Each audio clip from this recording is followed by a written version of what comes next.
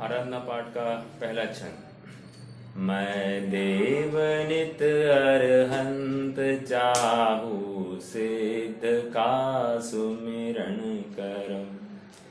मैं सुर गुरु मुनि तीन पद, ये साधु पद हृदय धरो। अंडरलाइन द वर्ड हृदय, ठीक है। मैं धर्म करुणामयी चाहू, जहाँ हिंसा रंचना। अंडरलाइन। मैं शास्त्र ज्ञान विराग चाहू, जासु में पर पंचना। बहुत भाव भरा है यहाँ पर। आराधना पाठ के पहला छंद है। हा? क्या कहा? पहला पॉइंट कहा, मैं देव नित अरहंत चाहू, सिद्ध का सुमिरन करो। क्यों याद करना है सब भगवान को? क्यों याद करना है हमको? किसी की याद क्यों आती? एक छोटा सा उदाहरण देता हूँ। जैसे एक माता है, अभी उसका एक छोटा सा बच्चा है, जन्मा हुआ होगा और किसी कामवश वो देव दर्शन के लिए गई हो या फिर बाजार में सब्जी लाने के लिए गई हो और बच्चे को घर पर छोड़ के चली गई हो। बच्चे को बुखार है। मेरा प्रश्न है, वो माता का उपयोग बाजार में कितना देर होगा या देव दर्शन में कितना देर होगा? मैं ये नहीं कह रहा हूँ कि करना नहीं चाहिए, कैसा करना चाहिए, बट वेरी नेचुरल प्रोसेस क्या होगा? माता का उपयोग बाहर में जो गई है उन कार्यों में कितना उपयोग लग रहा होगा और उपयोग सच्चा कहाँ पड़ा होगा? लॉजिकली आप इसका उत्तर देखोगे तो एक क्षण के लिए भी अपने बच्चे को भूल नहीं रही है।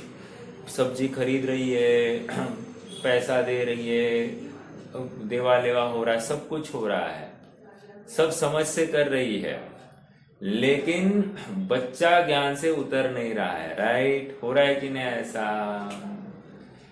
उदाहरण दिया, सिद्धांत देखो अभी।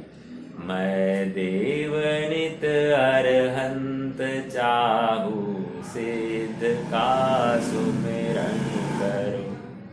मैं सूर्य गुरु मुनि तीन पद, ये साधु पद हृदय धरो। मैं क्यों कर रहा हूं? प्रश्न है। मुझे इनकी याद क्यों आ रही है? मैं इनको हृदय में क्यों स्थापित कर रहा हूं? प्रश्न है। अगर उदाहरण आपको समझ में आया होगा तो आपको इसका उत्तर भी मिलेगा।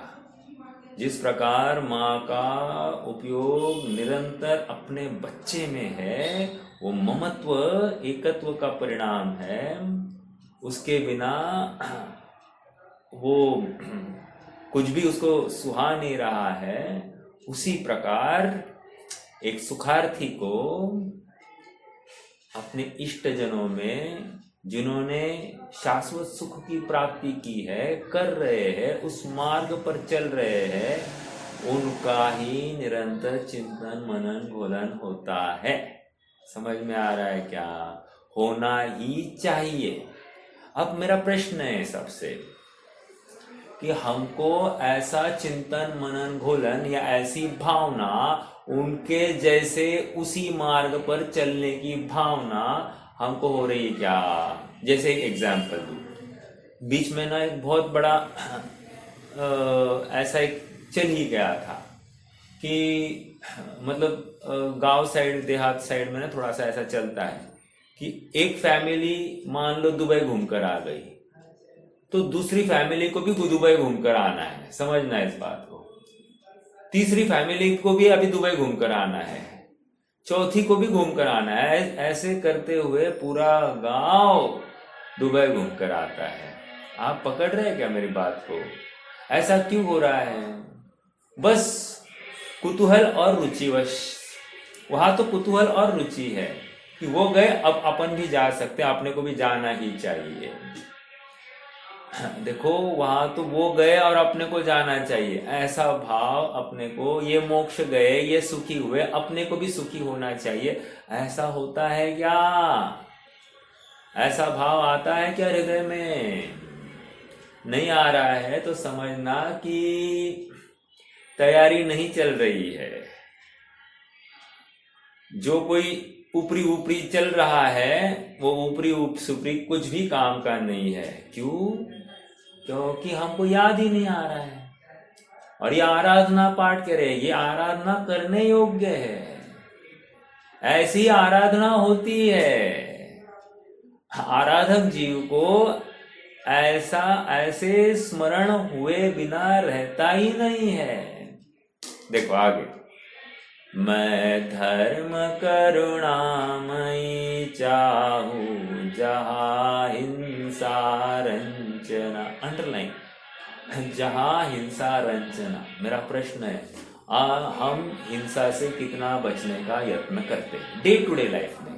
नहीं, इतना तो करना ही पड़ता है, मतलब इससे बचा नहीं जा सकता, ऐसा होता है क्या? ऐसा होता है क्या? मतलब करना पड़ता है, वो हमारा खेद भाव नहीं है, अधिकार है, ऐसा लगता है। देखो दो बातें, करना तो पड़ता है लेकिन खेद भाव है या अधिकार है। यदि अधिकार लग रहा है तो हम तीव्र हिंसा के हकदार है, भागीदार है। और यदि खेद भाव है तो होती हुई हिंसा में भी हमारी अहिंसक वृत्ति प्रवृत्ति पल रही है। आप पकड़ रहे क्या? बस ये परिणामों का खेल है, लेकिन वो भावों में ऐसी मृदुता, सॉफ्टनेस आनी चाहिए। अगर वो सरलता नहीं होगी तो मायाचारी करेगा जीव और बोलेगा ये तो होता ही है, ये तो होता ही है, भूमिका के अनुसार होता ही है, भूमिका के अनुसार होता ही है। ऐसे ही बोलते बोलते डिंडोरा पीटते जाएगा, खाली हाथ रहेगा, मनुष्य भाव किसी काम का नहीं होगा। ठीक है, मैं धर्म करुणामयी चाहूं जहां हिंसा रंजना, मैं शास्त्र ज्ञान विराग चाहूं जासु में पर पंचना। प्रपंच लग रहे हैं ये सब, घर के कार्य, ये सांसारिक प्रयोजन, शारीरिक कार्य, सब प्रपंच लग रहा है। बहुत इसको भार हो गया है, परिग्रह हो गया है इसको। ये इसमें बिल्कुल भी इसको रुचता नहीं है, सुहाता नहीं है। उसको एकमात्र अपना आत्मा, अपना वैराग्य परिणति, इसकी ही चाह है। ये है आराधक। ठीक है, मैं सहज, मेरा आज उपयोग गया तो मैंने कहा कि ये बहुत बढ़िया है हम सबको चर्चा करने के लिए। तो मैंने इसका प्रथम छंद ही आपके सामने प्रस्तुत किया। ठीक है, प्रकरण क्या चल रहा है? प्रकरण चल रहा है 215-216 गाथा प्रवचन सार की चरणायोग सूचक चूलिका, बराबर। इसमें बात ये आ गई है, छेद का प्रकरण चल रहा है। छेद कैसे हो सकती है, छेद से कैसे बचता है मुनिराज, या छेद कैसे होता है, कैसे लगता है। और छेद मतलब कोई साधारण बात नहीं है। जैसे उदाहरण दूं आपको, एक नाव है, नाव में छोटा सा छेद हो गया है साहब। अब मेरा प्रश्न है, वो नाव कितनी सेफ है, मतलब सेफ है मतलब सुरक्षित है, उसमें कितने जन गमन कर सकते हैं। और जब वो नाव स्वयं ही सुरक्षित नहीं है तो उसमें और कौन गमन करने की बात ही नहीं है। आप समझ रहे क्या? ऐसा है। तो छेद किंचित भी स्वीकार नहीं है। हाँ, मुझे अच्छे से याद है, मतलब इंजीनियरिंग में किसी मेटल में कुछ दोष होगा तो वो कैसे चेक करना? तो नॉन डिस्ट्रक्टिव टेस्टिंग ऐसा आता है। नॉन डिस्ट्रक्टिव टेस्टिंग मतलब क्या? उसमें ना कुछ किरण डाले जाते हैं और किरणों के माध्यम से ये निश्चित किया जाता है कि वहां पर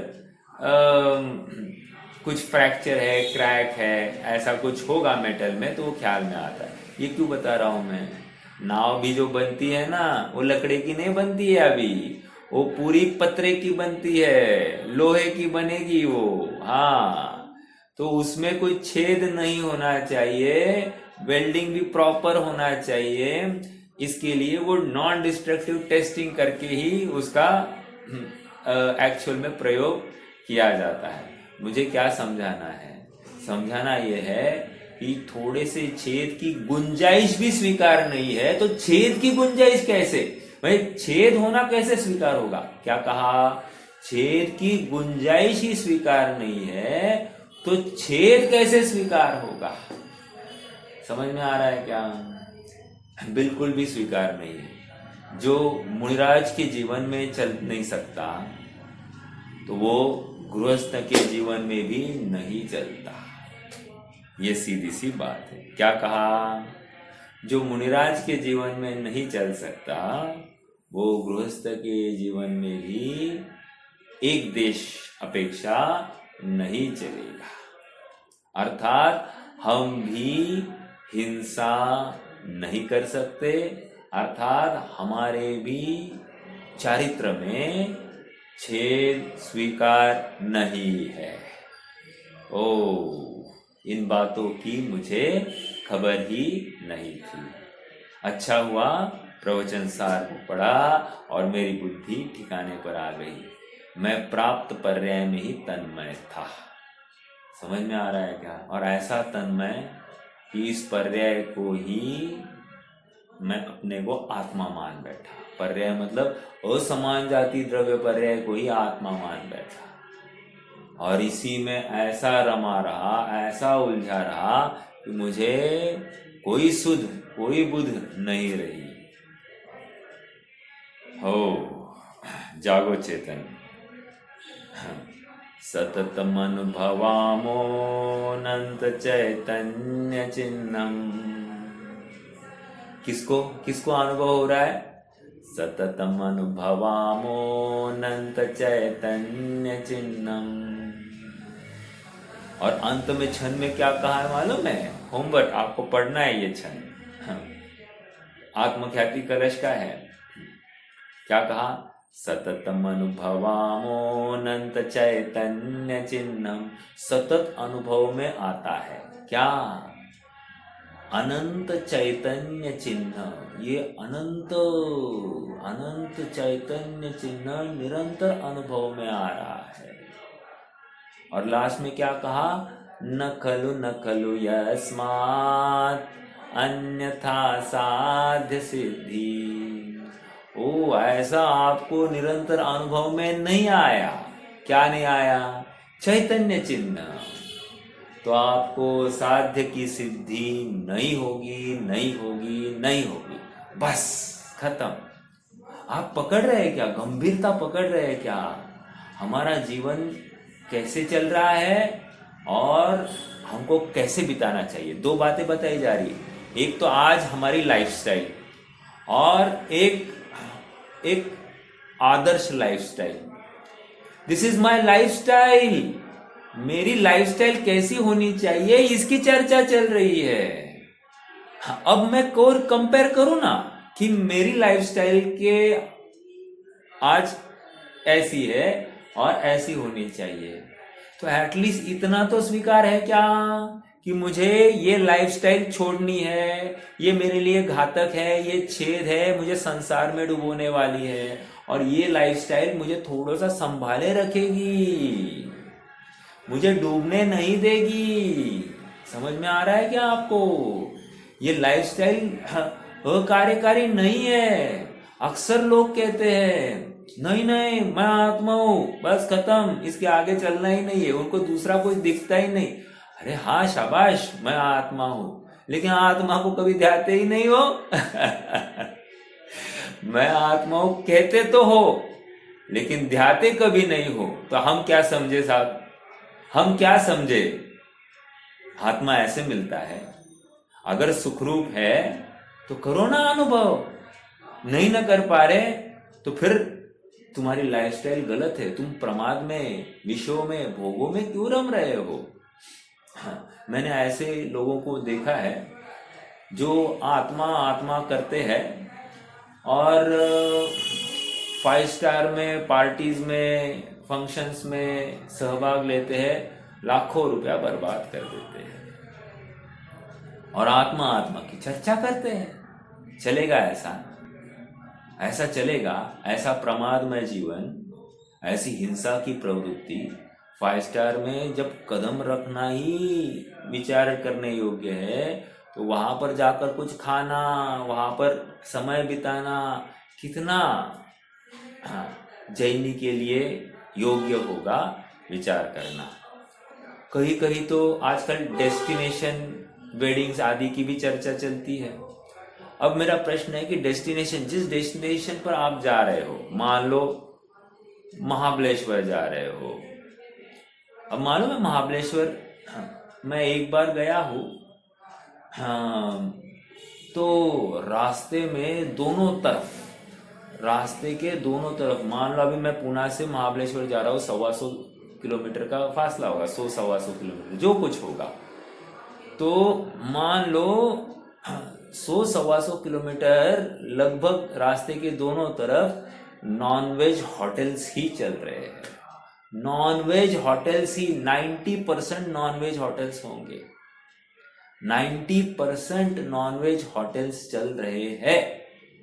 मेरा प्रश्न है, ऐसे मार्ग से हम गुजर रहे हैं और ऐसे स्थान पर जा रहे हैं, और मान लो जिस स्थान पर गए हैं, हमने शादी ब्याह या कोई कार्यक्रम का आयोजन किया है, उस स्थान में भी किसी ने सब कुछ गलत किया हो, गलत किया हो मतलब सब हिंसा का तांडव मचा के रख गया होगा पहले, ऐसी जगह हम हमारे कार्य कैसे कर सकते हैं? जैनी कैसे कर सकता है अपने कार्य?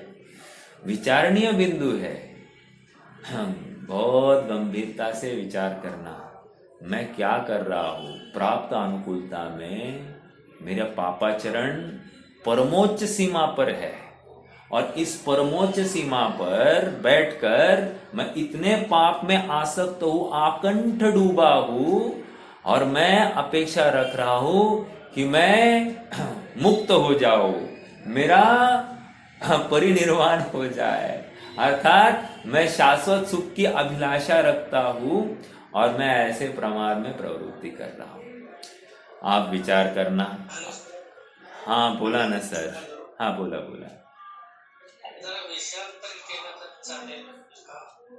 आपण शेवटी थोडा वेळ ठेवतो, त्यावेळेस बोलू शकता का विषयांतर असेल तर?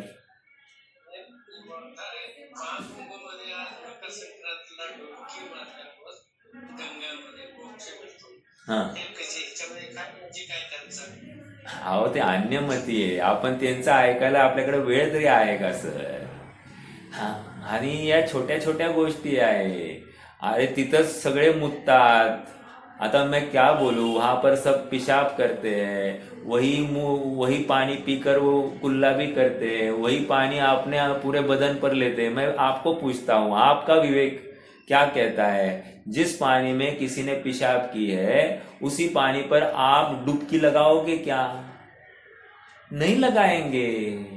और वहां करोड़ों लोगों ने क्या किया, पानी में जाते पहले पेशाब होती है, आयुर्वेद का नियम है, मतलब शरीर विज्ञान ऐसा ही है। तो अब आप मुझे बताइए कि कैसे संभव है कि हम वहां सुरक्षित है, वहां निर्वाण होगा? अर्थात पानी, गंदे पानी से नहाकर आप निर्वाण की कल्पना कर रहे हो, मतलब शरीर की क्रिया कर कर आप निर्वाण कैसे पाओगे? थोड़ा सा इतना विवेक तो हर जैनी को तो होगा ही होगा, मतलब उसको इन बातों में रस भी नहीं आएगा। क्या करना है, ये सब फालतूगिरी है, समय की बर्बादी है। हाँ इतना बताऊं आपको कि गंगा के पानी में सल्फर कंटेंट अधिक है, थोड़ा समझना। अभी मैं आपको दूसरा पक्ष दे रहा हूं। गंगा के पानी में सल्फर कंटेंट अधिक है, तो उस सल्फर से क्यों वहाँ सभी हिमालय से जो बहकर आ गए हैं, वो उसमें कुछ सल्फर और औषधीय तत्व होंगे, ठीक है।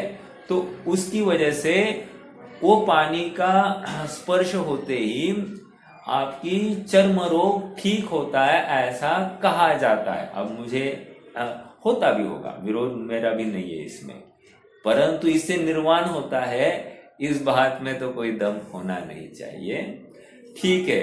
देखो ये भी एक ऐड है, मार्केटिंग स्ट्रेटेजी है, धंधा चलाना है, टूरिज्म बढ़ाना है, आप समझो तो कैसे पास फेंका जा रहा है। और ये अज्ञानी जीव, सो कॉल्ड एजुकेटेड समाज वहां पर जाकर अपने को धन्य मानती है, आश्चर्य है, और सच्चा तत्व ज्ञान यहाँ पर मिल रहा है, वहां मुंह मरोड़ देता है, नाक मरोड़ देता है, वो मतलब अनिच्छक बुद्धि से वो सुनता है और वहां एकदम रुचिपूर्वक जाता है। कैसी बुद्धि है। और पढ़ा लिखा समाज, अच्छे खासे पढ़े लिखे ऐसे अज्ञानी जैसे वहां पर प्रवृत्ति करते हैं, बिना सोचे प्रवृत्ति करते हैं। और यहाँ पर हम बार बार कह रहे हैं आप सोचो फिर निर्णय करो, सोचो फिर निर्णय करो, और सोचने के लिए तैयार नहीं है जीव यहाँ पर। अरे आश्चर्य है, ऐसा प्रश्न भी हमको आना नहीं चाहिए। आपने तो ये कब का आपको आंसर आ जाना चाहिए था, इतनी तो अपेक्षा मैं रखता हूं, क्योंकि अब हम जैनी अच्छे एकदम व्यवस्थित बुद्धि हमारी हो गई है, ऐसा मुझे लगता है कि बाहर की एक वस्तु भी हमको स्वीकार नहीं है। और मोक्ष ऐसा होता है तो फिर आत्मा में जाने की प्रेरणा क्यों देते हैं? मेरा प्रश्न है आप सबसे, अगर कुंभ में जाने से ही मोक्ष होता है तो आत्मा में जाने का क्या औचित्य है? फिर सब जाकर वहां पर डुबकी क्यों नहीं लगा रहे? और सबको हो रहा है कि आपने देखा क्या? अरे सीधे सीधे न्याय के तर्क है, यहाँ पर कोई लॉजिक नहीं है। अब क्यों कहा जाता है ये उनको पता, लेकिन उनको मार्केटिंग करनी है, उनको धंधा बढ़ाना है, गंगा की पवित्रता का ज्ञान कराकर टूरिज्म कराना है उनको। कितना पैसा वहां पर आ रहा है, करोड़ों लोग आ रहे हैं। आप सोचो कितनी होटल इंडस्ट्री चल रही है वहां पर, कितना धंधा, कितना अनाज बिक रहा होगा, कितने होटल चल रहे होंगे, कितने जनों को रोजगार मिल रहा है। आपको समझ में आ रहा है क्या अर्थकारण? अहो मोदी साहेब बसले तिथं, त्यांना सगळं धंदा दिसतो, त्यांना धर्म नाहीये, धर्माच्या नावाखाली धंदा करतायत ते। आता मला जास्त बोलायला लावू नका, तुम्ही जास्त समजदार आहात। हाँ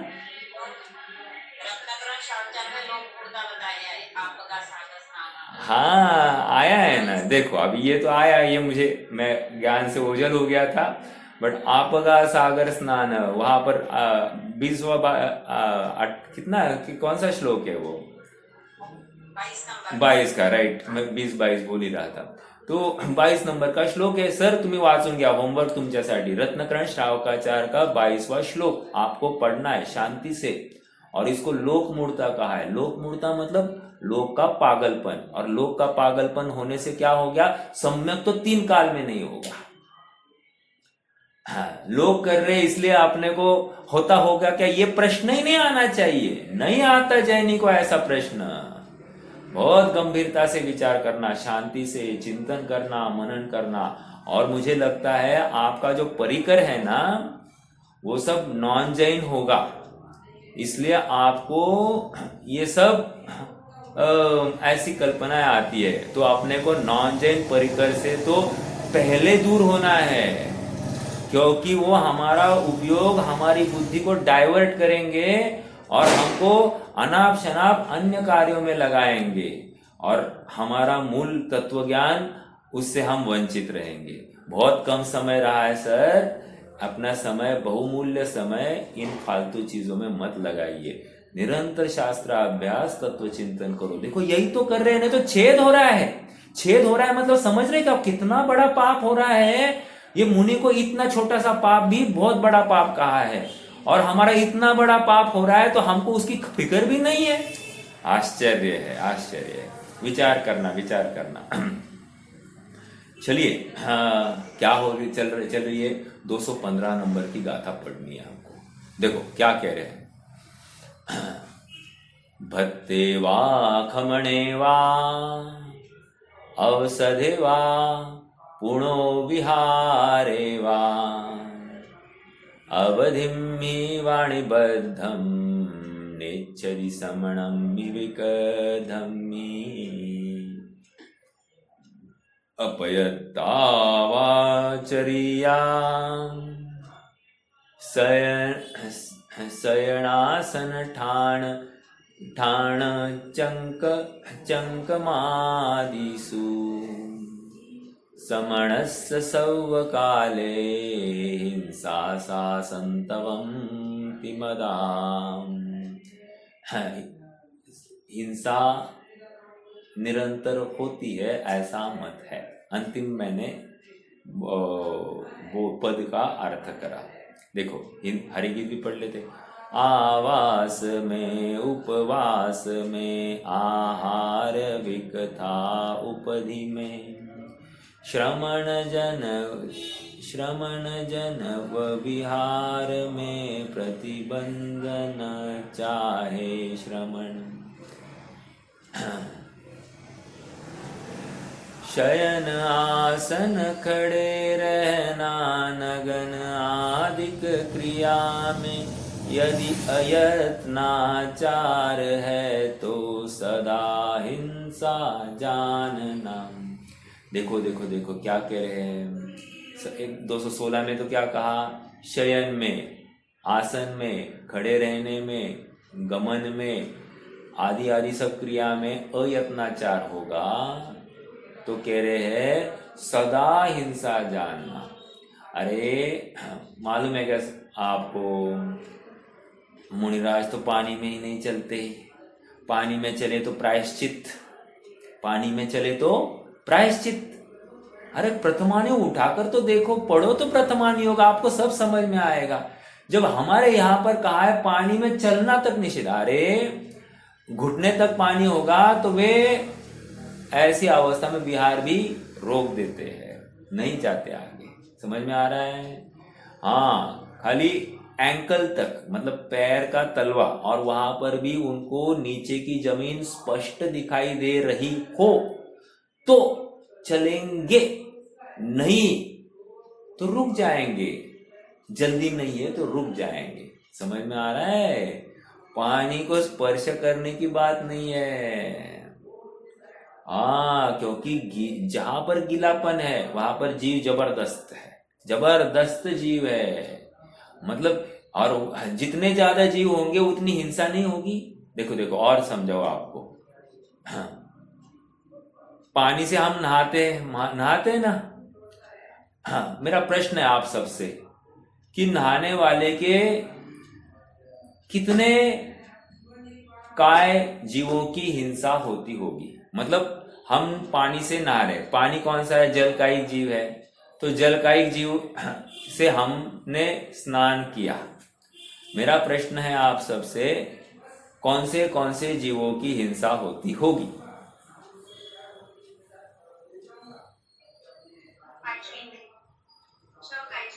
छह काय जीवों की, छह काय।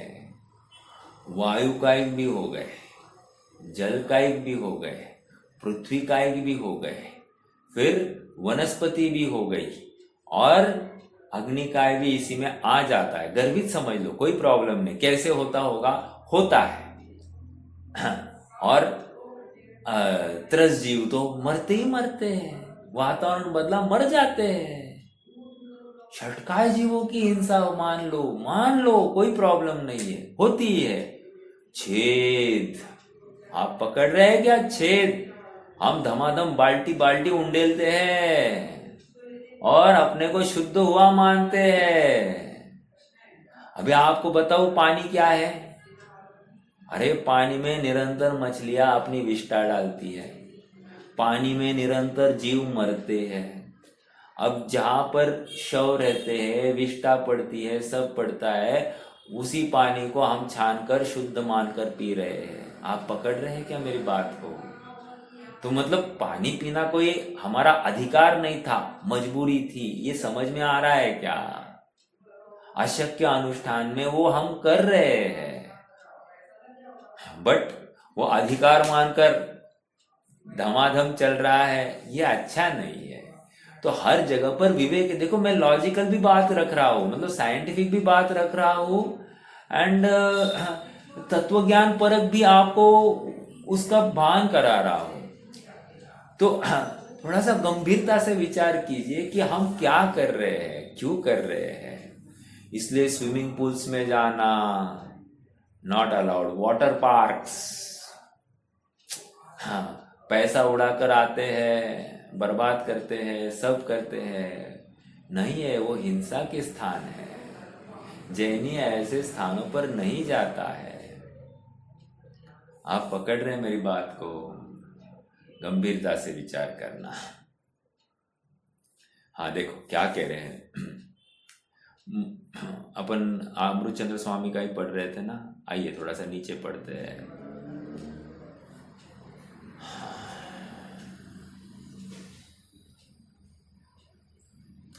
मुनिपने के सहकारी कारणभूत, मिल रहा है नीचे का 1 नंबर पॉइंट लिखा है ऐसा, हाँ, पेज नंबर 52 पर है।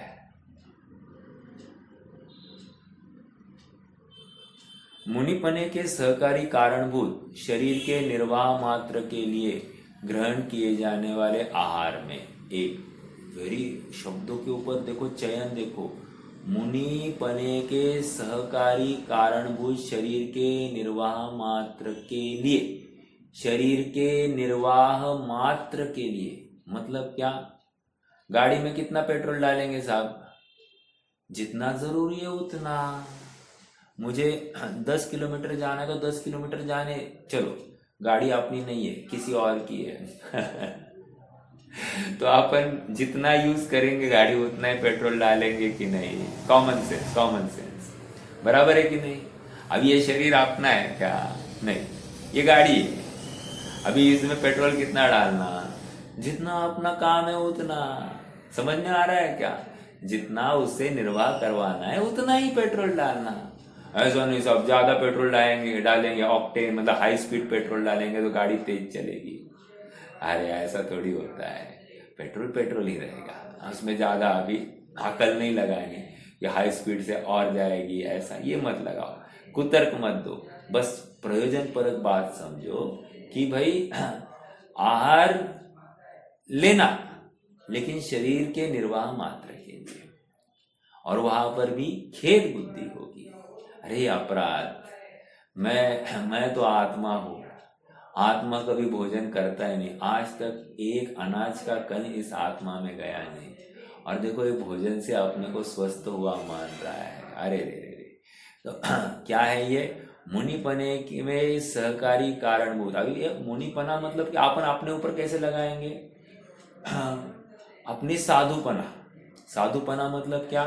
हमारी भी साधु होने की भावना है, और साधु मतलब साधना की जिसे आस है, इसको भी साधु कहते हैं, ठीक है? जो साधे सो साधु, ऐसा भी, जो साधे सो साधु। क्या साधे? अरे अपना मोक्ष मार्ग साधे, अपना आत्मा का कल्याण कैसे हो, इस विधि को साधना है, तो उसको साधु कहते हैं। तो मुनिपने के सहकारी अर्थात अपने लिए कैसा? साधुपने के सहकारी कारणभूत शरीर के निर्वाह मात्र के लिए ग्रहण किए जाने वाले आहार में क्या करना? अगर दोष आ गया तो उसको छेद समझना, और मुनिराज ऐसा छेद आने नहीं देते, तो हम भी ऐसा छेद आने नहीं देंगे। आप पकड़ रहे हैं क्या मेरी बात को? एक दूसरा, जिसमें शरीर के निर्वाह का विरोध न आवे और शुद्धात्म द्रव्य में अविकारी निस्तरंग स्थिरता होती जावे, ऐसे अनशन में। दो मतलब अनशन भी करते हैं, लेकिन कब तक? जब तक शरीर में शिथिलता नहीं हो। शरीर की शिथिलता आ गई, ये पहले इन्होंने रास्ता पकड़ा है नगर का, और वह आहारचर्या की व्यवस्था के लिए। निस्तरंग स्थिरता होती जावे ऐसे अनशन में, मतलब अविकारी निस्तरंग। थोड़ी सी भी आकुलता हो गई, थोड़ा सा भी मद हो गया, थोड़ी सी भी कषाय हो गई, नहीं चलेगा, नहीं चलेगा, नहीं, रिकॉर्ड हो जाएगा। छोड़ दो इन बातों को, तुम सच्चे मुनि हो ही नहीं। क्या रिकॉर्ड के लिए जो कर रहा है वो तो मुनि ही नहीं है। और सुनो, मुनि ने कितने उपवास किए, हाँ, कैसा भोजन लिया, कौन सा भोजन लिया, इसकी खबर किसी को कानो कान नहीं होती है। और डेली वही यही भोजन होना चाहिए, ये ऐसी अटकलें नहीं चलती, ये मुनिपना ही नहीं है। स्पष्ट कह रहे हैं ना यहाँ पर, मुनिराज क्या खाने वाले इसकी खबर यदि श्रावक को हो गई तो 100% उद्दिष्ट आहार है, 100%। 1% भी उसमें नहीं। फिर वो तपश्चरण है कि नहीं है, वो बात की बात है, तपश्चरण हम बाद में देखेंगे। पहले वो मुनिपना ही नहीं, उद्दिष्ट भोजन है साहब, उनके उद्देश्य से बनाया गया है, तो वो संभव ही नहीं है कि ये मुनिपना टिके यहाँ पर। समझ में आ रहा है क्या? कठोर बातें हैं। हाँ, हमको जो हमारे ऊपर लाइमलाइट में लाया जाता है,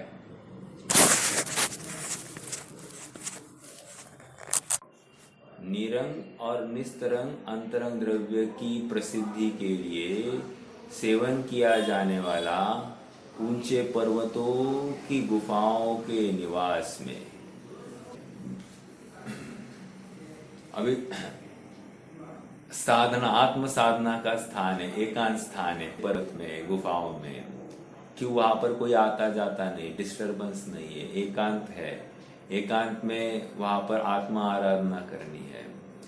तो ऐसे स्थानों में भी क्या है, अगर कोई तकलीफ हो जाए, अर्थात वो स्थान भी सुहावना लगने लग जाए, थोड़ा विचार करना, वो स्थान हमको अच्छा लगने लग जाए, हाँ यहाँ पर अच्छी साधना हो रही मेरी, और तो बस क्या हो गई, कषाय हो गई, स्थान से ममत्व हो गया, ममत्व हो गया, सीधा मुनिपना कोलैप्स, छेद आ गया, छेद। आप पकड़ रहे हैं क्या? ये इतना गंभीर है, इतना कठोर नहीं हो सकता, नहीं हो सकता, तू सच्चा जैन नहीं है, तुझे वस्तु स्वरूप समझ में नहीं आ रहा है, ठीक है? ऐसा नहीं है।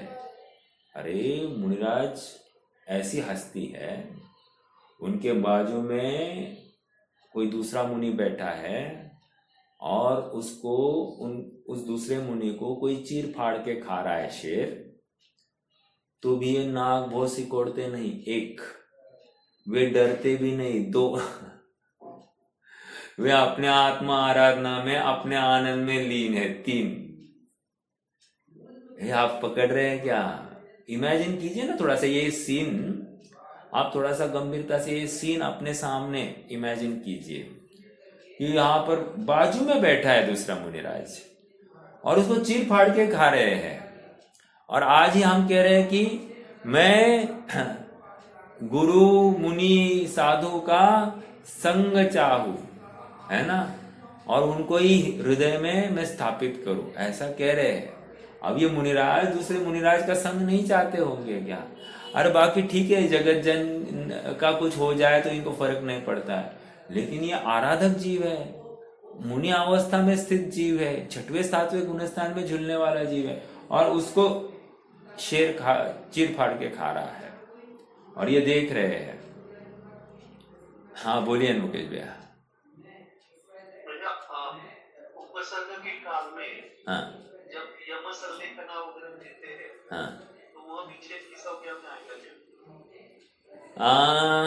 नहीं, हाँ, क्योंकि संलेखना के नियम बताए हैं ना, 122वीं श्लोक होगा रत्नकर्ण श्रावकाचार्य में। हाँ, उपसर्गे दुर्भिक्षे, हाँ, उपसर्ग के काल में, दुर्भिक्ष के काल में, जरा के काल में, और एक मैं भूल रहा हूं, तो ऐसे काल में रोग के काल में निष्प्रतिकारे, अर्थात हम प्रतिकार करने में समर्थ नहीं, अंडरलाइन द वर्ड, प्रतिकार करने में समर्थ नहीं है, उस समय में संलेखना अंगीकार की जाती है। खत्म। क्या कहा? नहीं हो गया ना भैया, हाँ वो व्रत का ही समझा पाएगा सलेखना। हाँ, अरे वो तो मृत्यु महोत्सव है। 2 महोत्सव होते हैं, एक तो मुनि दीक्षा का महोत्सव और दूसरा ये मरण मृत्यु महोत्सव। ये 2 ही महोत्सव विशेष विशेष महत्व रखते हैं इस मनुष्य पर्याय में। तो हाँ, वहां पर निष्प्रतिकार्य की चर्चा है। तो उपसर्ग हुआ इमीडिएटली या आत्मा मिली। अब मेरा प्रश्न, ये बाजू वाले मुनिराज के ऊपर उपसर्ग हो रहा है, ये दूसरा मुनिराज क्या करेगा?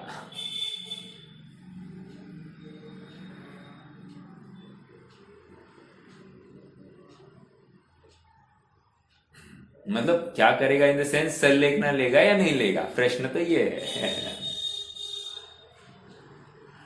लेगा, हाँ, आपको लग रहा है लेगा। नोटिस में आया तो देगा। नहीं, नोटिस में तो आना ही आना है, ऐसा थोड़ी है कि उनका ज्ञान नहीं जाएगा वहां पर।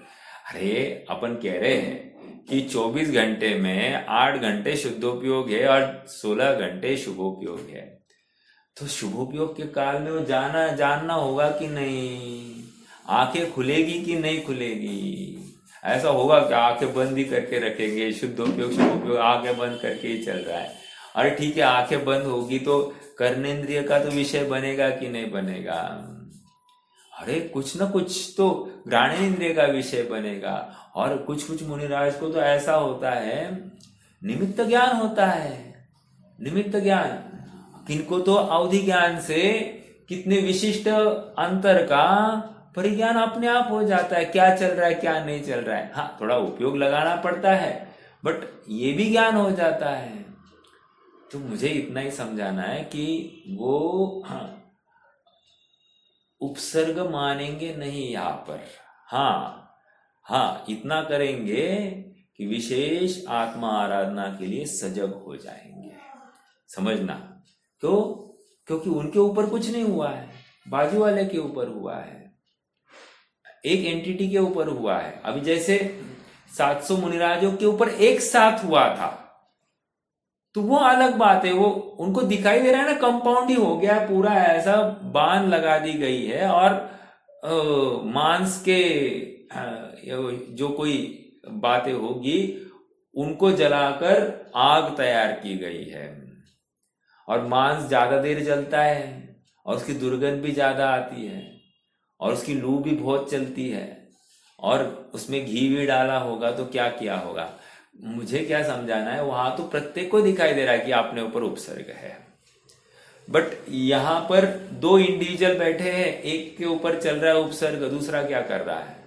कदाचित अभी जैसे कीर्तिधर है, कीर्तिधर और क्या उनका नाम, सुकौशल ना, सुकौशल मुनिराज। सुकौशल को खा रही है वो शालिनी, तो ये बैठे हैं, अभी 2-3 दिन खा रही है, ये 2-3 दिन हिले नहीं है वहां से। लॉजिकली ये हिले नहीं है, मतलब वे विशेष आत्मा आराधना के लिए प्रयासरत है, इतना तो होगा। लेकिन वे संलेखना नहीं लेंगे क्योंकि उनके ऊपर कुछ भी नहीं हुआ है। हाँ, इतना है कि वे वहां से उठ के जाए या कुछ करे तो वो अलग बात है। मतलब उठेंगे नहीं क्योंकि उसके ऊपर उपसर्ग हो रहा है, कदाचित उसका उपयोग जाकर इनके ऊपर भी, प्राणों पे ऊपर आ सकता है कि नहीं। ये क्यों मरने के लिए ये होगी? देखो 2 बातें, इनकी कोई हरकत से सामने वाला जो खूंखार जानवर है, इनके ऊपर भी आपत्ति आ सकती है, मनुष्यपना चला जाएगा। वो किसी केस में मनुष्यपना तो गंवाना नहीं चाहते, अर्थात 6वें 7वें में बैठे हैं, मरण के बाद में कौन सा आएगा साहब? चौथा आने वाला है। सुख कहाँ ज्यादा है, 6वें 7वें में ज्यादा है या वहां पर स्वर्गों में? अरे यहाँ पर सुख ज्यादा है। और मान लो यहीं पे आराधना पूरी कर ली तो निर्वाण होना है। अब यहाँ पर आराधना इनकम्प्लीट रहेगी तो फिर से स्वर्ग जाना, फिर से माता के पेट में आना, फिर से वहां उल्टे मुंह औंधे मुंह रहना, कितने दुख, और फिर माँ के गर्भ से निकलने के दुख। है कि नहीं दुख? इसको दुख देख रहे हैं कि नहीं? हमको खबर ही नहीं है। अरे इतना भटकना पड़ेगा, हाँ तो क्या एक हाथ भाव बढ़ जाएगा? अरे इसको एक हाथ भाव बढ़ जाएगा, इसको कुछ भी नहीं लग रहा है। कितने दुख है उसकी खबर नहीं है। तू भूल गया कि कितने दुख है। चलो देखो, जितने उदाहरण खड़े करेंगे उतने अपेक्षाएं भी आती जाती है।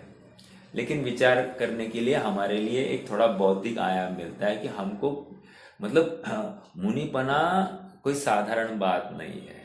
मतलब इतने उपसर्ग में भी सहजता और आत्मा आराधना और आत्मा के आनंद में केली करना, आत्मा के आनंद में केली करना, जैसे कुछ नहीं हो रहा है, कुछ भी नहीं, बाजू में कुछ भी नहीं। अरे बाजू में इतना सब बड़ा कांड हो रहा है, ये कह रहे कुछ भी नहीं हो रहा है, आत्मा का आनंद जबरदस्त आ रहा है। ओ विचार तो करो, ऐसी अवस्था एक थोड़ा पिक्चराइजेशन करो, और आपको उसका भाव वासन हुआ तो बहुत अच्छा है। क्योंकि भाव वासन हुए बिना अपना आत्मिक परिणाम, एंड देन इमेजिन कि आप स्वयं वहां पर हो उस भूमिका में, और उस भूमिका में आपको कितना डर लगेगा, और फिर उस भूमिका में आप क्या करेंगे, भागेंगे, क्या करेंगे। तो इसके ऊपर फिर हमको ख्याल पड़ता है कि कितनी धीरता, गंभीरता, शूरता, निर्भयता वहां पर है उस जीव की। वो डर नहीं रहा है, मरण को भी डर नहीं रहा है। जिस दिन आएगी देख लेंगे, लाखों वर्षों तक जीव या मृत्यु आज ही आ जाए, अब भी आ जाए, तैयार है, प्रत्येक क्षण में मृत्यु के लिए तैयार बैठे हैं। ओ प्रत्येक, मरना नहीं चाहते लेकिन तैयारी है जोरदार। ओ है कि नहीं जबरदस्त बात? मरना तो नहीं चाहेंगे, मरना चाहेंगे तो आत्मघात, अपराध, लेकिन तैयारी 100%, कभी भी आओ हम तैयार है। ऐसा है भाई। मतलब ये विचारणीय बिंदु है। ऐसे भी हो सकते हैं क्या? देखो हम क्या है, मरना नहीं चाहते तो इमीडिएटली हम उपाय कर रहे हैं, राइट, न मरने के।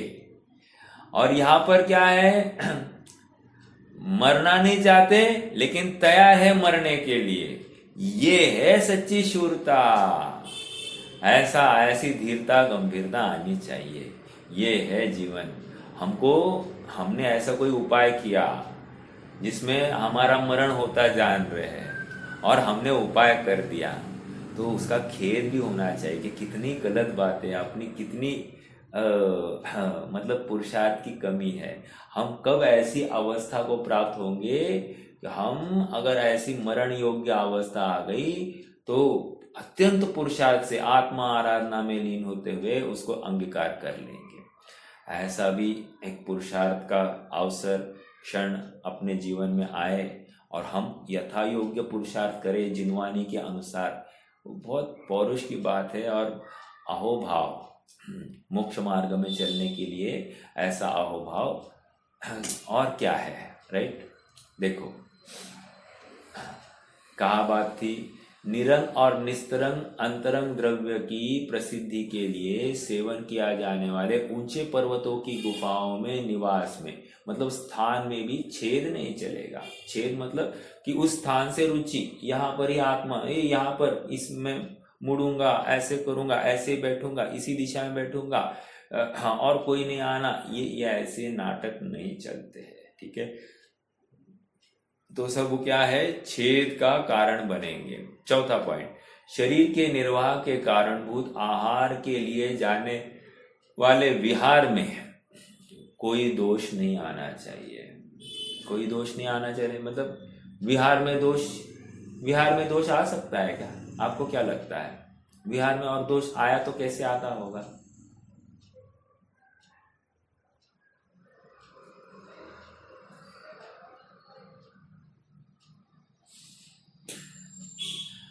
हाँ, 40 दोष 32 अंतराय थोड़ा पढ़ा जाना चाहिए। जैसे विहार में दोष बताना है ना, मुनिराज गमन कर रहे हैं और एक मुर्दा दिखाई दिया, खत्म। अब वे आगे आहार चर्या के लिए नहीं जाएंगे। एक दूसरा, मारो मारो काटो काटो, ऐसी एक आवाज भी सुनाई दी, अंतराय, रिटर्न। मान लो विष्टा के ऊपर ही पैर गिर गया, अंतराय, रिटर्न। बिहार में दोष की बात कर रहा हूं, समझ में आ रहा है? मैं एग्जाम्पल दे रहा हूं। ऐसा हो जाए तो रिटर्न आ जाते हैं। मान लो अकाल का प्रसंग बन गया हो, चले हो आहार के लिए और एकदम से पता चला अरे यहाँ तो अकाल पड़ा है, नहीं जाएंगे, रिटर्न। समझ में आ रहा है क्या? अरे जब अकाल पड़ा है, यहाँ पर ही लोगों को खाने की अव्यवस्था है, हम वहां पर उनके पास जाकर क्या करेंगे? नहीं, वहां पर ये करते, रिटर्न आ जाते हैं। तो ये विहार में छेद नहीं होगा, अर्थात दोष नहीं आने देंगे। आहारचर्या के निर्वाह के लिए, शरीर के निर्वाह के लिए जा रहे हैं, ऐसा नहीं है भूख लगी इसलिए जा रहे हैं, बस शरीर के निर्वाह के लिए। ठीक है, अभी ये भी एक थिन बॉर्डर लाइन है कि शरीर का निर्वाह मतलब खाना तो पड़ेगा ना साहब, और शरीर का निर्वाह मतलब मजबूरी का नाम महात्मा गांधी, खाना पड़ रहा है साहब। देखो, खाना पड़ रहा है और खाना ही पड़ेगा। खाना पड़ रहा है मतलब क्या? अब कोई ऑप्शन नहीं है, अशक्य अनुष्ठान में ऐसी प्रवृत्ति पाई जाएगी। और आपको क्या लगता है, घर में मान लो 10 सदस्य होंगे, अपन जॉइंट फैमिली का विचार कर रहे हैं, 10 सदस्य होंगे तो 30 रोटियां बनी होगी, तो आराम से 2-3 रोटियां उनको चल जाएगी। मतलब पॉसिबल है ना, 2 रोटियां उनके नाम पर मैनेज हो जाएगी, एडजस्ट हो जाएगी। भाई 10 जनों में जो आज 3 रोटियां खा रहे थे तो 2.8 खाएंगे तो किसको कोई तकलीफ है? किसी का पेट कम भरेगा? ऐसा है, नहीं भरेगा। ऐसा मतलब सबको एडजस्ट हो जाएगी। तो ये समझना चाहिए कि आहारचर्या में जो उनकी व्यवस्था होती है तो वो मैनेजेबल होती है। अब आज की न्यूक्लियर फैमिलीज में मान लो जहाँ पर 5-6 रोटियां ही बनती है, अब 5-6 रोटियों में उनको क्या खिलाया जाए? मतलब 5-6 रोटियों में मान लो 2 रोटियां उन्होंने ले ली, अब 4 जनों में 4 रोटियां, तो अपने आप में वो थोड़ा सा स्क्वीज हो गया कि नहीं? तो ये समझना है कि भाई आज के परिप्रेक्ष्य में कितना कठिन होते जा रहा है, मतलब उनकी चर्या, उनका जीवन यापन कठिनता की तरफ जा रहा है। जितने जॉइंट फैमिलीज होंगी उतना उनका निर्वाह या उनका